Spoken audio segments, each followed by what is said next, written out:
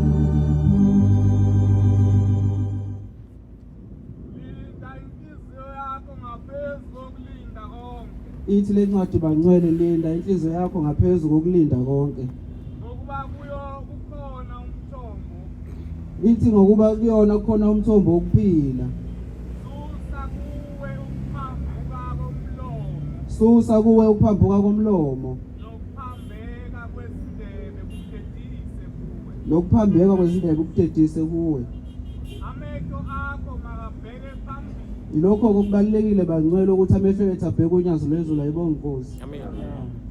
kubeke lezikophe zakho maziqonde phambi kwakho lezi nkophe zakho maziqonde phambi kwakho qaphela ukuhamba konyawo qaphela ukuhamba konyawo lwakho ukuze zonke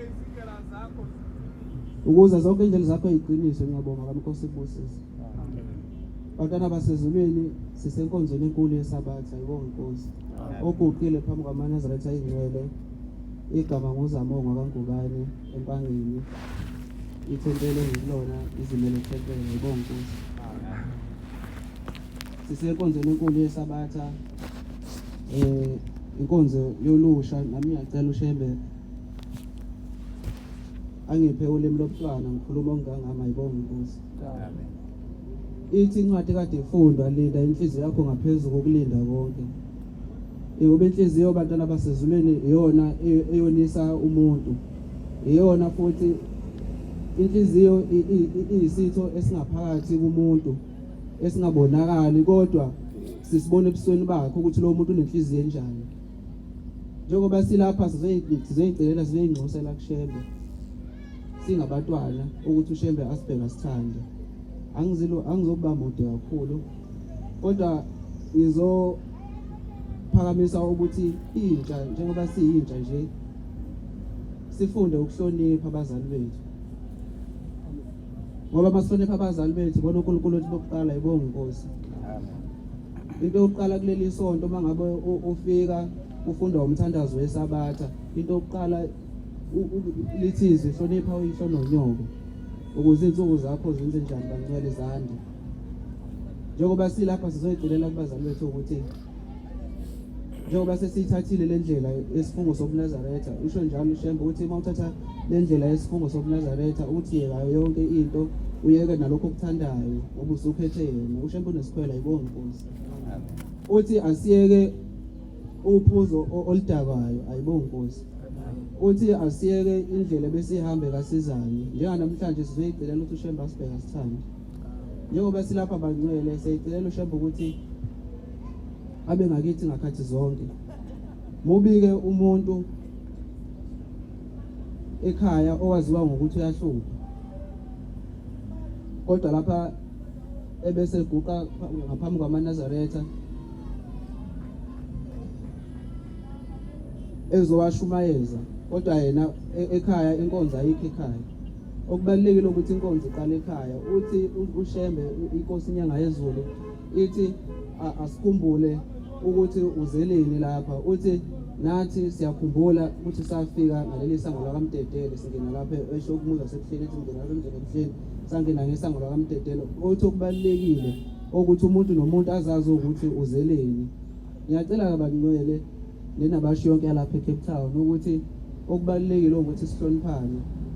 Uma ngabe sihloniphana kukhulu lapha iWestern Cape ezoya khona ngoba okubalekile ukuthi uma ngabe sokukhona esekubikiwe ngangikhona ngo-2021 kunensizwa swaba mshumayeli ngixolise umshumayeli uMagcaba babekade beyobika lapha behambise isipho enkosini mangabe efika laphana useyabika usothi baba engathi lokho esikwenzayo abanye abakuthandi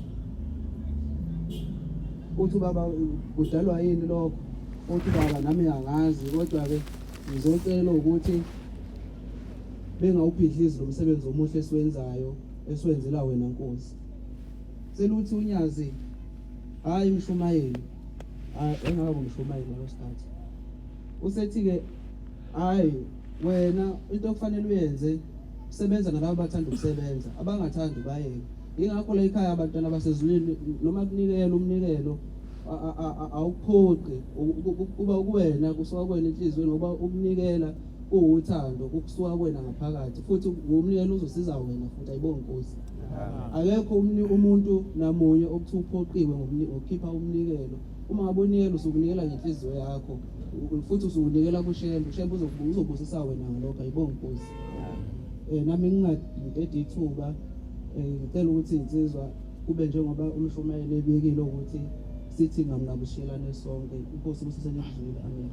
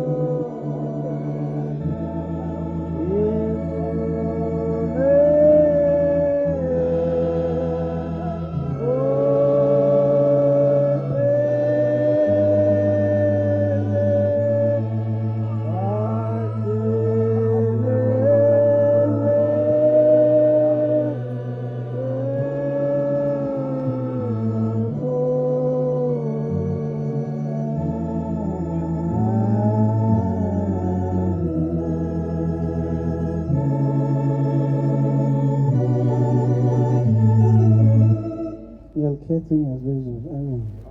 Lokuqile phambi kwenu maNazaretha umfana omncane waJwaha. Suke phakama nithempele emzini igama lami nguSiphesihle. Amen. Ngiyathemba maNazaretha ukuthi ngicela uShembe ahlale limi lami ngoba kuyenzeka umuntu aphakame avela abhede phambi kwamaNazaretha.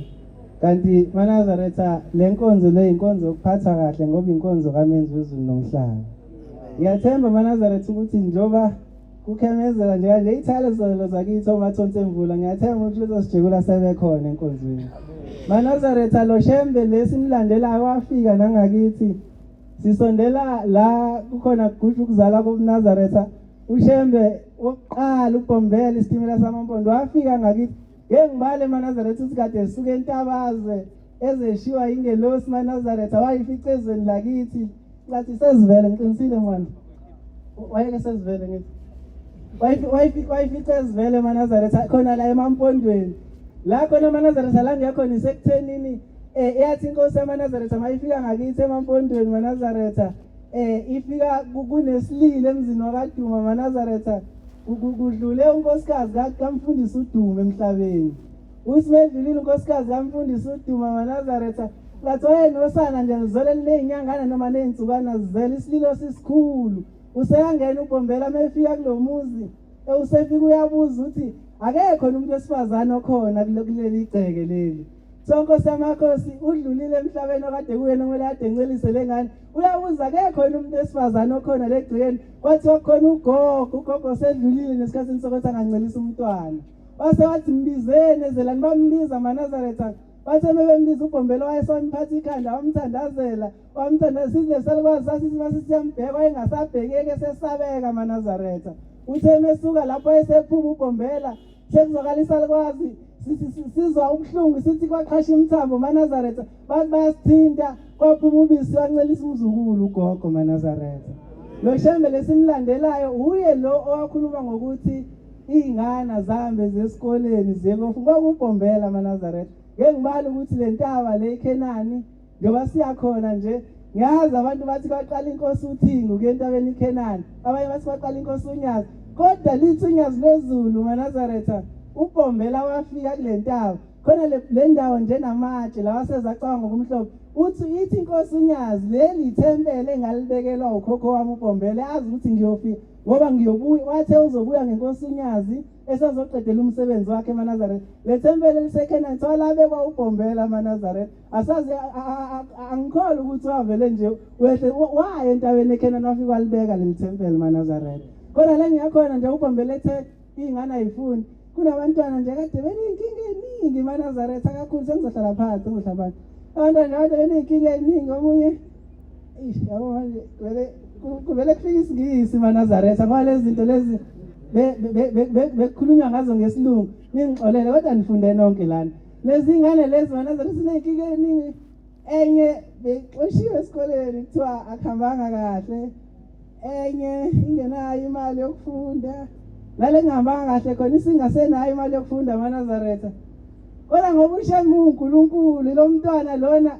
uze la emvuselelweni maNazaretha enethemba lokuthi uShembe uzofika amsindisa asithole isikhala sokufunda kodwa indawo yokuhlala ukuthi bengenayo maNazaretha lo Shembe simkhonzayo ufika abantu belele ithi lenye inkosazana maNazaretha ngibona uShembe ngilele engithinte ekhanda maNazaretha ngoba ayishilo inkosi inyanga yezulu ukuthi uShembe ovele ezulu niyogijima ngemizwa nasemthandazweni okulala kuyashiya ukuthi uJehova uyabahambela abantu bakhe kulaleni kwawo maNazaretha ithi inkosi lensizwa lesifike lemvuselelo sengizohlala phansi insizwa lensizwa sifike lemvuselelweni isiyanikela iyacela ngikhuluma nanje maNazaretha hayi sekusondele ngoba isibuyiseliwe esikoleni into esiyishoda nje ukuthi ithola imali eningi ukuthi ifunde ikhohle nawo ukuthi akuyaba nalo usizo kodwa ngoba isibuyele esikoleni siyambonga uShembe sicela ikhumbula isizo nomunye umntwana bengitshela nje ukuthi ayitholile imali yokufunda siyalibonga uNyazi Lwezulu ngixolisa la ngone khona inkosi usenekuzini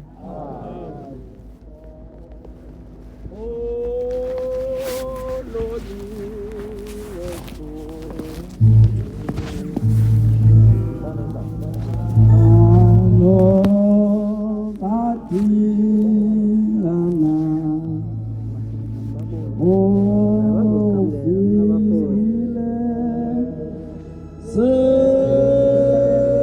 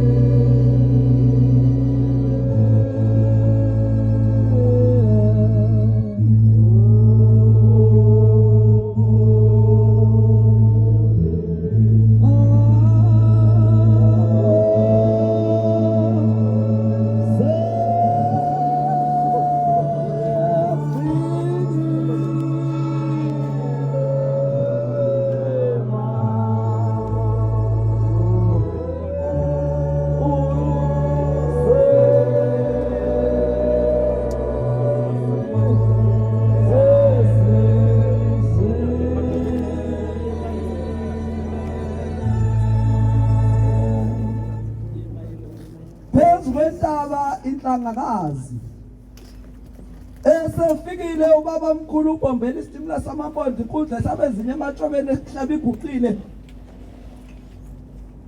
esemhlanganile noNkulunkulu wase kunomuzi ngaphansi kwentaba Ndlangakazi wakanxumalo wayenenkinga uNxumalo ukuthi seloke aganelwa lapha emzini akabatholi abantwana wayesenza ukuthi sefikile umkhululi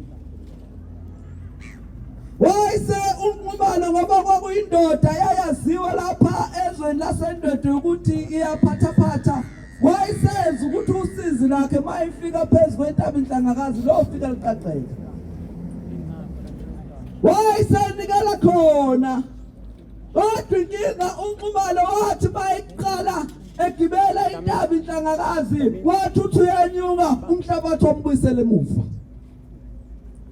wathi uthi uyazama uNxumalo ukuphuthula undlela ayinyuka intaba Ndlangakazi wase umhlabathi umbuyisele emuva ngoba zikhonza izinto zenkosi sihlangene ngoNkulunkulu lapha wayisubaba mkhulu ubombela isitimela samaMpondo ephezulu kwentaba Ndlangakazi wayisethumela umshumayeli ukubamba eNxumalo wathi mayifika umshumayeli kuNxumalo wayisethi uthe ubombela isitimela samaMpondo khipha lento esephaketheni lakho wathi mayakhipha uNxumalo wayesekhipha ibhodlela linomuthi wayese ekwazi umnyuka uthe mayifika phezulu kwentaba wasesifica isilwane esimile sasinxumalo yini oyiphethe ephaketheni lakho ithi kulentaba kawungena umuthi kufanele masiza kuShembe zikhonze izinto zenkosi silahle konke uShembe akasebenzi mangabe umshebenento igama lami Banele Njapha esenze umthembisi sengihlala phansi esakhile uShembe ingcwele umuzi wasenhlanhleni wayisawuqamba wathi mina isikole wathi lo muzi umncane lapha emhlabeni wathi kade ezulwini mkhulu ngoba kuyathi umuzi wasekuphakameni usudliwa umuhlwa wathi ingilosi ziyawusuka ekuphakameni zizohlala lapha wathi lo muzi isenabelo somuzi wasezulwini amen wayisakha nomuzi wayisawushiyela omama abasebashiya ngabayeni babo emhlabeni babaphila laba bantu ngokuhamba bethawini bayodayisa izinto ababezakha kwakunamama owayinengane yakhula iyiNazaretha kodwa kwathi ekuhambeni kwesikhathi yayisihluka igama lele ngane kwakuTitus kodwa ngesizulu kwakuthiwa uTitos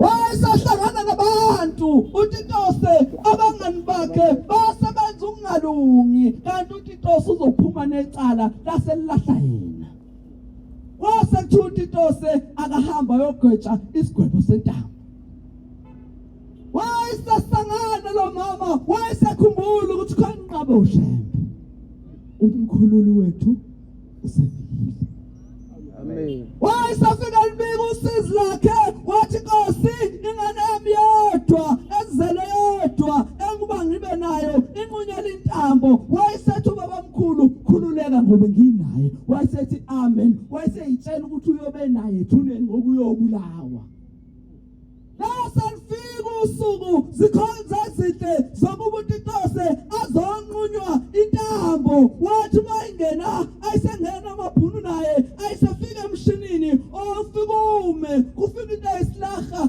ebese kusika lapha emqaleni ebese ikhanda lihlukane nomzimba base bamfaka uTitose kulomshini wayesawuciphaza umlungu wayesafika lihlukane ikhanda likaTitose wathi umlungu ephenduke ebhekele wayivuka uTitose wasayibuza ukuthi kwenzeka kanjani ngoba lo muntu ngimfakile lapha wayesaphinde buya wathi wazalana ngikufake wathi mayifaka laphinde lahlukana ikhanda likaTitose nomzimba kodwa wathi mayiflathela wayesaphinda evuka uTitose wayesemlandela umlungu wathi hawu kanti uNkulunkulu wakho unjani sihlangane ngoShembe njalo inkosi imsindisile amen Yeshisa Yesaba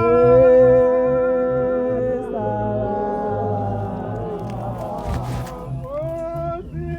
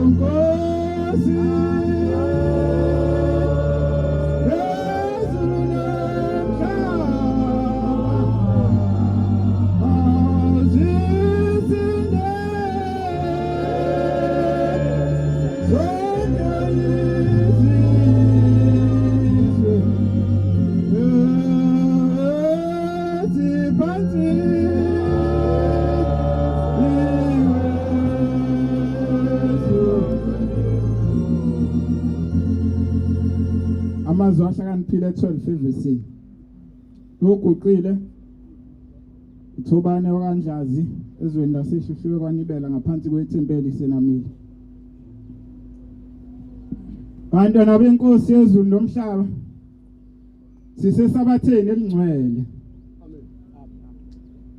Kulo December sibe nenhlahla ethempeleni langakithi kwafika ubaba umnguni uSabatha ethempeleni elumakhelwane wethu esimamisa. Uthi ubaba umnguni exoxa indaba yakubo. Uthi bakhulisa ugogo wabo ekhaya uMamdluli. Uthi kudala ibhedlela zayingakabi bikho namaklinika ayingakabi bikho. Ukhona umuzi wasenkanyezini osabiza ngomziphathi ngalezo ikhathi. Uthi kwakuthi bebegula behambe bayohlala khona. Befike bethandaze khona ngoba ithemba babenalo kwakuShembe kuphela. Uthi waphathwa ekhanda uMamdluli wahamba wayohlala emzini wasemziphathi. Ngcono ngikhuluma indaba ukhona ubaba uyikhalo angakithi mhlawumbe ngangifakazela noma ngiqamba amange ngamfonela lo baba. Ungakamduku lapha kwamnguni. Uthi wafike wahlala khona lamphatha leli khanda. Uthi wayinethemba lokuthi uzosinda wahlala khona waze wadlula emhlabeni. Uthi uthe mase edlulile emhlabeni wahlangana nenkosi ilanga kwelizayo. Uthi wafica kunomfulo omkhulu lo mfulo kuthiwa ihuze ngiyola ngijabhile. Uthi wafika kwakukhona intambo yayimhlophe yayivela iqaqeke bese uyawela ushona ngale.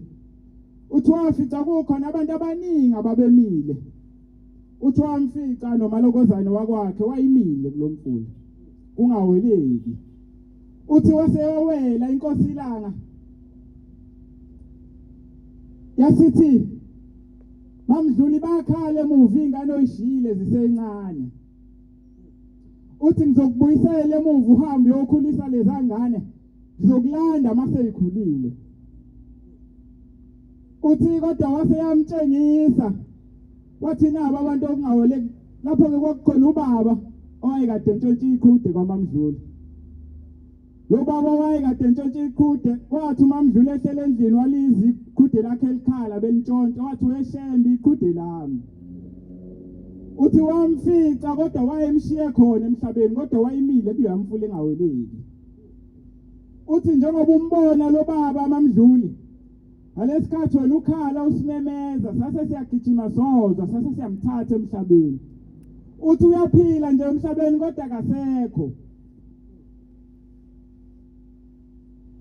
Sisendaweni enjalo sizosebenzela imphefumulo njengoba sila esabatheni.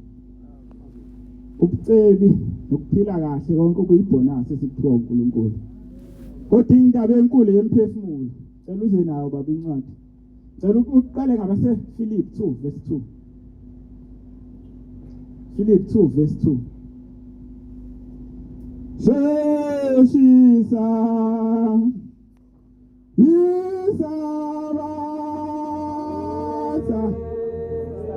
Angosi Lwezulu nomhlaba azisinde zonke izizwe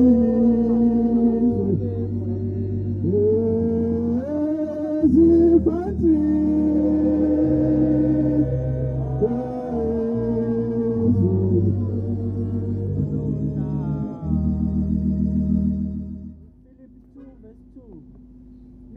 ukujabula kwami kuphelele. Yenze ukujabula kwami kuphelele. Nize nibe nokuqonda kunye. Nize nibe nokuqonda kunye. Ninomoya munye. Ninomoya munye. Nihliziyonye. Ningenzi lutho ngenkani. Ngenzi lutho ngenkani. Ngokuziqhenya. Kepha ngokuthobela. Kepha ngokuthobela. Akube yilowo. Ashaya abanye bathi bahle kunaye. Anibe nokuqonda lokho anakho uKristu inkosi yethu. uShembe uNyazi Lwezulu uhlale lishumayela njalo luthi amaNazaretha awazwani ngoba la okiwa khona kuthiwa bangena abantu abangazwani. Yabona nje siphakathi kwalomuzi sihlalelo ukuthetha amacala obabamkhulu bethu abahamba bengazwani. Bamile laba khona ngelinye ilanga sihleli ngixolisa ukudlula endabeni yakithi. Kodwa ngelinye ilanga sihleli ekhaya kunemeeting yomndeni nje. Kwase kuyaxatshwana. Kwakhuluma indoda eyathi ubaba. Ikhuluma intombazaneni yakithi nje. Yakhala yathi nokhathelana umndeni wami yathi selokhu ngahamba emhlabeni la khona ngiyahlupheka ubaba wahamba ngo2003. Wathi sela ngikhona selokhu ngahamba emhlabeni la ngikhona ngiyahlupheka. Njoba silana sithunyelwe ukuba sizothetha lawo macala. Cela uze baba ni. Yena uthanda isifundiso. Uthanda ukwazi. Kanti ozonda ukululeka. Uyisiphuphu ngiyabonga baba. Kusho incwadi akusho mina. Incwadi ibheka abantwaneni sengathi singabantwana singalalela abantu abadala mebesikhuza. Bangathi besikhuza namhlanje kusasa bese senze okunye. Cela ukhohlela ngezantsi Nkosi kusisi nikuzwile.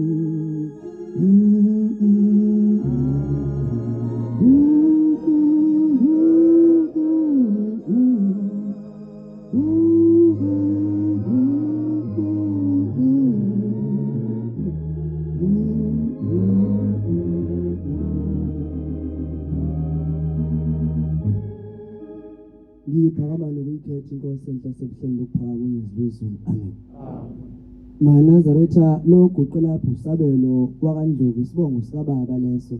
Kepha isibongo esigade mina ngisasifuna nama ngingakasazi. Abakomalume bakhomba ukuthi ngazi ukuthi ukhokhwa komalume kaMsiya ngazi. Kepha uShembe nguye waziyo. Amen. Kepha ke mengilapha ngizele lokho kwamanje ngoba indaba efanele sikhumbuzisane wona amaNazaretha ukuthi INkonzo entsha lesingayo lapha.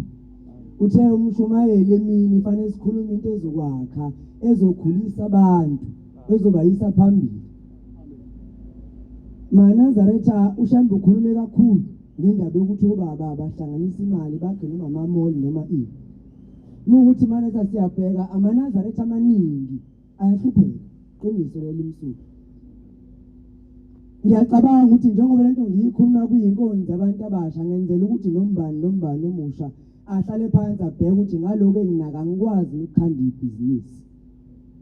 Kunesalukwazi lana ngiyalikhohlwa isibongo salomama lona ngimsesana kumthola nje laleli iTemple wayekhona ngesikhathi seNkosilanga uthi iNkosilanga ngeyamphatha uthi iNkosilanga iyodwa into ekhuluma iNkosilanga kuyona uthi yodwa ibihlala ithi nje Manazaretha fundani athi fundani imisebenzi enizokwazi ukukhanda amabhizinisi ngayo ngoba yazi into ezokwenzeka iyodwa Manazaretha kusasa izophela yonke lemisebenzi sihamba sifundela ukuyisebenza uzothi kade uyiphoyisa umsebenzi awusekho usuxoshile usuyaqala uzokhala kuShembe kade uShembe kade khuluma indaba ukuthi asizame ukukhanda amabhizinisi asibambisane Manazaretha amen.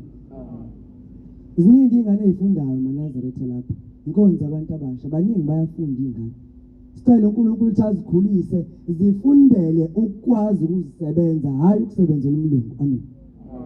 Ngoba into eyenzakala Manazaretha yodwa abona njengoba ubona abanye Manazaretha ingane singaphumeleli abantu bavele nje izinto zasemakubo ikabili lento Manazaretha fanele silikhulume iqiniso phambi kwaManazaretha fanele silungise indaba zasemakithi okokuqala lokho indaba yakini nendaba yasesontweni into ezimbili engahlangani kepha ke mhlawumbe sengikhuluma ngaphezulu kwami ngicela uNkulunkulu angithethele bengingathi ngizongena kuleyo ndaba kepha mangabe ulungisa indaba yakini yonke into oyifuna uzithola nese mangabe siyoquqa thina ithenye insizwa sikhuphuka nayo uhambo manje kade sikhuphuka umhlangano waJanuary uthi yazi Manazaretha ahlale ekhala njalo ngithi mina uthini uthi akhala njalo ahlale njalo ekhaya luShembe athi umunye umsebenzi anginawo athi omunye anginayo uthi uJehova mangabe mina ngizokunika into ngiqale ngibuza abantu bakini ukuthi fanele ngikunike yini ithi iNkosilanga ngenye imini ukuba ke ngamaManazaretha ngamama ngithandaza fanele ngabe nithi baba anginako ukuthi ngicela ungicelele kuShembe angiphukuthi uthi ngoba wazi kanjani ukuthi mangabe umthandazo wakho uyafinyelela kuNkulunkulu uthi njengoba wone kangaka mangase kuthiwa manje sicabanga into lesizikhuluma manje kade siphumile sihle cabanga ukuthi mangabe uthandaza uShembe uyakuzwa nokushoyo indaba ungathi baba mkhulu ngicela ungicelele kuShembe lapho ukhona inkinga kiba yodwa uzocela kanjani umuntu ogcwele intaba lapho hambe uyisimoto zabantu abantu abambiza ngezipoki ungambuyisile ungayilungisile indaba yakho la ekhaya ngazi Manazaretha fanele sihlale sikhumbuzisana ukuthi khona abanye Manazaretha abalapha abasebenzayo akazaza ubonga umsebenzi ujabula ukuthi ngisekapa umuntu akazaza ubonga umsebenzi omunye uyasebenza imali akayiboni kodwa ukuye ekhaya uyothenga imbuzi eyodwa uyocela abantu bakini bakuvalela amaphakethe imali uyibone ukuthi uyenzani amen. Fanele sihlale sikhulume lezi zinto Manazaretha ngoba imisebenzi kaShembe imisebenzi yenza imini namalanga kepha thina sisame endaweni eyodwa uShembe wenza yonke into njalo angafika la uShembe avusa abantu ekade kuthiwa baboni kepha thina ngekushintshe Manazaretha usisami la sime khona obengasebenza akasebenzi mina ngithi mangase kuthi uyaphapha manje imisebenzi esinayo yonke ayisekho sokumisa kanjani ahleka Manazaretha ngenye imini uShembe ethi so sigijimisa amaxoxo bayibuka sakudlala into kaningelinye ilanga ukhuluma indaba ukuthi yophela lemisebenzi asizame ukusebenza into esizokwazi sikwazi ukuzisebenza ngayo impilo imfishane Manazaretha namhlanje ngingakusasa ngizobe ngina50 ngingaganiwe ngoba ngifuna ukuvusa into ezokwazi ukuthi ngisize yini ngoba lo msebenzi engithi ngifunde ethi ngisebenze ngawo ngizohlala njalo mangabe ngixoshwa kuneyinkinga emsebenzini Shembe Nkosinaka kulunga ukuthi naka kulunga ukuthi awuvuli ingane ibhizinisi lakho uShembe uthi ubusisa imisebenzi ezandla zithi akabusisa imisebenzi abelungu yimiphi imisebenzi ezandla ezobusiswa Manazaretha mangabe sisebenzela abelungu sivuka njalo Manazaretha uzujabula ukuthi ngiyavuka ngiyasebenza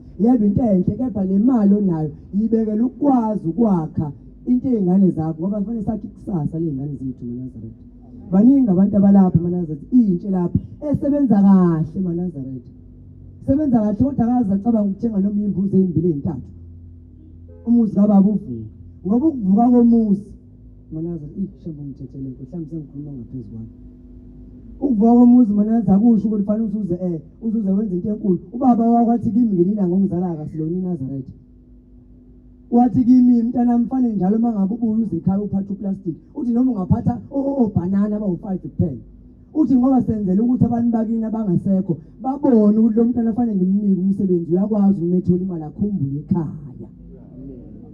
Akusho ukuthi mangabe fanele uphathe into ekhaya fanele uphathe oplastic ababili uthi anginamali ish ngineshumi anginawo 500 phatha ama-apula 500 ufike nawe ekhaya noplastic omnyama uwafike uwabeke ekhishini.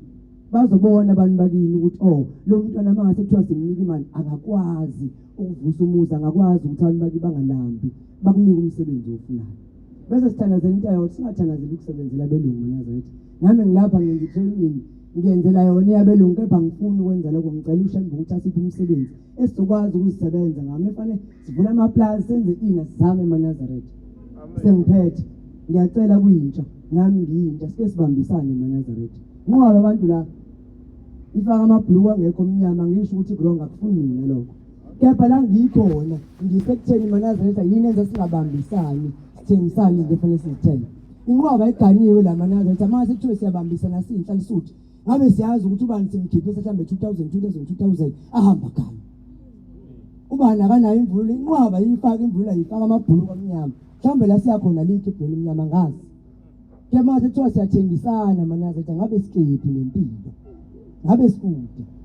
Akusizi ukukhuluma Manazareth izinto ezinkulu kepha sina sisame endaweni eyodwa. Yabona nale keyboard umshumela kade ukhuluma ngayo ukuthi fanele ngabe sikhona system manje kuthiwa sine business kuleli temple esibambisene ngalo ngabe mhlambe sesiyakwazi ukuthatha leyo mali sithenge leyo keyboard le lezi igroup ekuthiwa zikho ngabe mhlambe kade zathengwa kepha sibambisene kunabantu abathola 100,000 nabantu abathola 5,000 yini into singabambisani isikhande into eyodwa Manazareth kanti mase kuthiwa Manazareth akahlangane kusuke kukhulunywa ngani Nkosi usenikuzwe amen Amen.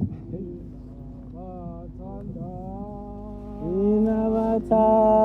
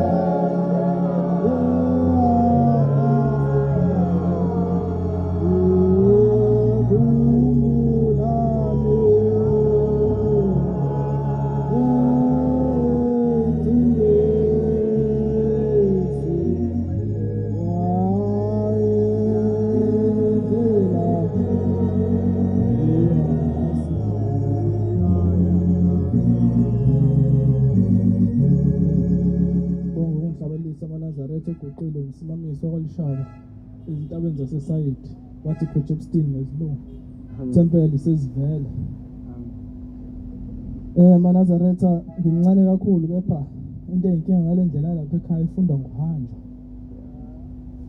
ngakho ke uthi umfundisi uChiliza ngcono imoto empantshi semgaqweni kunemoto ephantshise isehlathini ngoba wazi ukuthi biyaphi lento hlathi Muzo kwa namhlanje uthi umthemba kangakanani wena uShembe intsha uNyazi NaBaChu umthemba kangakanani uShembe kuthiwa ngenye imini wakhona mama lona wayengabathola abantwana njengenjalo ke efikile uBhombele ezengangakubo wahamba umama wafika wacela enkosini Nkosi yasho njengenjwayelo inkosi ibusise umama wayesimthola umntwana kwakuhle kanjeya kwahamba amasonto umntwana wabe sedlule emhlabeni wathi lo mama ngobe sehluphekile esengenalo elinye ithemba mhlambe mina nawe senalo angazi engesenalo elinye ithemba kade zama izinyanga zama konke ehluleka singazi inkinga ukuthi wayesethi lo mama ngimcelile lo mntwana saphuma isibusiso ngamthola ngizohlala naye ke noma esethule ngoba angazi umuntu ngiyobuye ngimtholiphi kwadlula izinsuku lo mntwana siyazi umuntu mase ehambile emhlabeni kwaba khona ukuphumayo ngamakhala wathi lo mama ukufa ukuthatha umntwana wami sengangithatha nami ngiyodla lokho okuphuma emakhaleni ngeke ngidle kuhle ngeke ngiphuze amanzi wayesekukha konke okuphuma emakhaleni ekudla wawenza lokhu mama kwazwadlula izinsuku kuyezwakala ke nephunga eminyango ukuthi khona edlulile lapha kulendlu babesondela komakhelwane bethi awuzwa yini ukuthi ingane siyidlulile lethe ingane singcwabe alaphethe mama athi yami lengane ngene ngitshele ukuthi ngizothini uyasho wena uthi wakho lo Shembe ngoba kutshela uzokwenzani ngaye uma umi ngaye uma bethi hayi uzama ukuthi uyakwazi ukusho ukuthi lo Shembe wami ngeke ngitshele ukuthi ngithini ngaye ngibuza mina nawe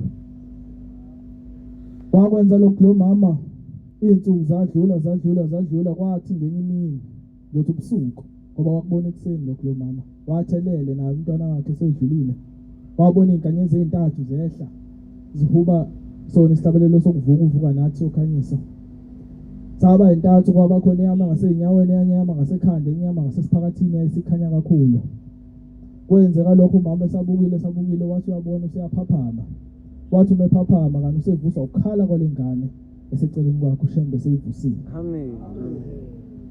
kwenzeka ke lokho bathuka abantu kwakuhle kanje yakhula ingane yaba indala yasiyahamba iyeGoli sambile emakhaya seKapa wayichazela kumama ukuthi yavuka kanjani lengane kodwa yathi ifike eGoli yakhohlwa yahlala nabangani sambile emakhaya seKapa senzani siyakhumbula yini ukuthi njengoba siyintsha yoNyazi siyisibuko sikaShembe njengoba sesikhungweni zemfundo nje abanye kakhulukazi lapha eKapa uShembe bamazi ngathi sihamba kanjani sigqoka kanjani sikhulumani imibuzo kumele hlahla sibuze yona le ngoba obaba basitshela ukuthi wona namhlanje lapha ekhaya inkinga izikubamba eminyakeni eyishumi noma eyama50 sekungekho okuningi osengakwenza ngcono kwesikhuzane manje lona thuba esiphiwa lona leli yayenza lengane yahlangana nabangani bakhetha ukuganga behamba bentshontsha imoto bazidontsha imoto kwahamba yahlabeka ingane takusidlule emhlabeni yathi mayidlule emhlabeni sidlule kwesibili khumbula bamfonela kumama ngoba phela ekhaya siyakhumbula uma senkingeni kodwa masona siyakhohle ukuthi kunabantu esibashiya ekhaya ithemba labo belibeke kithi abanye bethu siyafunda nje kumele siyovusa imizi emakhaya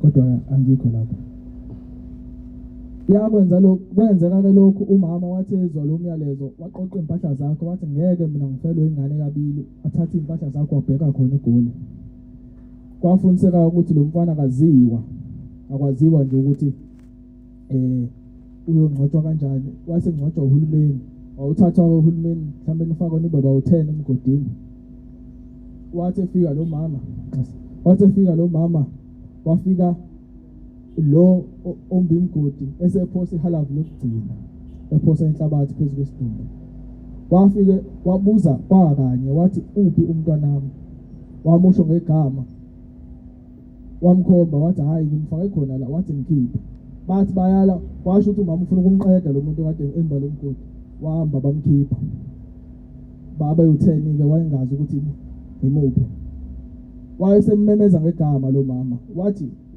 washona kokuqala uShembe wakuvusa angahlulwa yini ukuthi aphinde akuvuse manje. Engikuthumele kona eGoli awusakwenzanga kodwa uShembe akakuvuse ukuze sikwazi ukubuyela ekhaya. Kwakusho kathathu lokulo mama kwezwakala kunyakaza ibhokisi lapha. Inganekwane sona inganekwane zalapha ekhaya lezi esenze isithi Shembe uNkulunkulu. Wakwenza la kodwa lapha la ngikhona ukuthi abazali bethu bayasithandaza awazi nje ubona izinto zikhambela kahle mhlawumbe umthandazo womzali wakho mhlawumbe yethi umthandazo sithandaze ngafika indawo ngenxa yezinto esizenzayo thina uma sihambile kakhulukazi masihambile ngoba singekho emehlweni abazali bethu angazi kwenzekani sikhuzwa ngezinto sivume sibheke phansi ngathi izimvu impela masemakhaya masifika la sivusa amakhanda. Umbuzo uthi uma ngase umshumayeli manje akhulume nomshumayeli wangakini ngawe ungakwazi yini ukuthi uhlale nawo bathathu kungabi khona ukuzenyeza noma uzothi ukusaba nje kukhulunywa ngawe nje wena mfowethu noma nawe dadewethu ngendlela asekubone ngayo uziphatha ngayo lapha eKapa kungakuhle yini uma kunenkinga ayifuni Nkosi buseni kuzile. Amen.